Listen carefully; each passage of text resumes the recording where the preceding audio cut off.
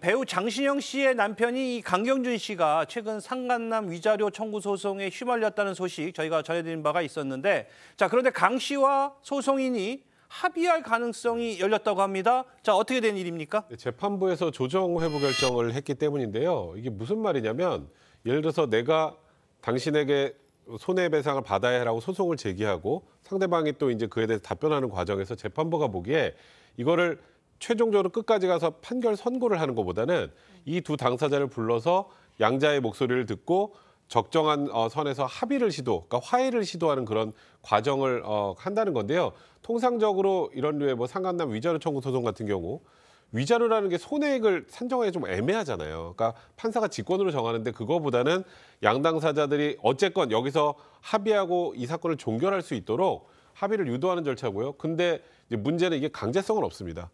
그래서 당사자들 모여서 조정 개시 결정을 해서 조정을 시도해봤지만 난 절대 합의 안 해. 난 그 돈은 못 받겠습니다. 이렇게 하면 결국 다시 소송으로 회귀하게 됩니다. 그러니까 이 법원이 당사자 간 합의를 유도했다는 건데요. 자, 명백한 증거 있는 불륜이 아닐 때 이 법원이 이런 결정을 내리는 걸까요? 조정 회부 결정, 이거 어떻게 해석할지 좀 설명을 좀 해주시죠. 앞서 백 변호사님 말씀 주신 것처럼 조정회부 결정이라는 것 자체는 이 정식 재판 중에 당사자의 어떤 합의의 가능성을 열어두는 회부 결정이기 때문에요. 뭐 그 자체만 가지고 이 소송 내부에서 있을 수 있는 뭐 불륜의 어떤 결정적인 증거가 있는지 여부 이런 것들을 판결했거나 뭐 결정을 했다라고 보기는 어렵습니다. 그런 재판부의 의사가 들어가 있다라기보다는 당사자의 합의를 통해서 이 소송 절차를 종결하는 것이 어떻겠냐 정도의 조정회부 결정의 의미가 있는 것이지, 일단 그 내용의 실체적인 판단에 대해서 어떤 선입견을 갖고 나오는 결정은 아니기 때문에요. 일단 조정회부 결정 자체가 있었고 앞으로 조정 과정에서 이 부분에서 종결이 될지 아니면 다시 정식 재판으로 오게 될지 이런 부분을 조금 더 지켜봐야 되는 상황입니다. 알겠습니다. 자, 이 법원의 조정 회부 결정에 대한 이 강경준 씨 입장 나왔습니까? 아직 공식적인 입장은 나온 게 없습니다. 이 당초 최초의 강경준 씨는 이 상간남 피소 보도가 나온 뒤에 오해가 있었다 이러면서 억울함을 호소했었지만 이후 언론 보도를 통해서 이 불륜을 의심케 하는 문자 메시지 등이 보도된 이후에요. 이 침묵을 계속 지키고 있는 상태입니다.